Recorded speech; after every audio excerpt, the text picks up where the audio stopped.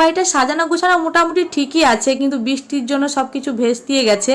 কারণ কি বলবো, এতটা পরিমাণে বৃষ্টি হয়েছে আর কাদা কাদা হয়ে গেছে, যার জন্য পুরো জায়গাটা মানে পুরো রাস্তাটা যে লাইট দিয়েছে পুরো রাস্তাটা আবার কুড়ো ছিটিয়েছে, অনেক কুড়ো। কিন্তু গ্রামে বলে কুড়ো বললে তোমরা হয়তো অনেকজন বুঝতে পারবে না, যেটা ধানের খোসা বলে আর কি, সেটাকে ছিটিয়ে দিয়েছে, তারপরে কিন্তু রাস্তায় হেঁটে আসতে পারছে। আর এটা কিন্তু আমার একটা বান্ধবী, আর বিয়ে বাড়িতে দেখা হয়ে গেছে তো ভালো লাগছে। বান্ধবী বলতে আমার যে মামার গ্রাম রয়েছে, আমার দিদার বাড়ি, তো ওখানেই আমি থাকতাম যখন বেড়াতে যেতাম, তখন আমি এই বান্ধবীর সঙ্গে খেলা করতাম, মিশতাম ছোট থেকে, তো সেই অনুযায়ী আমার বান্ধবী। কিন্তু অনেকদিন পর দেখা হলো আর বিয়ে বাড়িতে দেখা হয়ে গেছে, তো ভালোই লাগছে একটুখানি।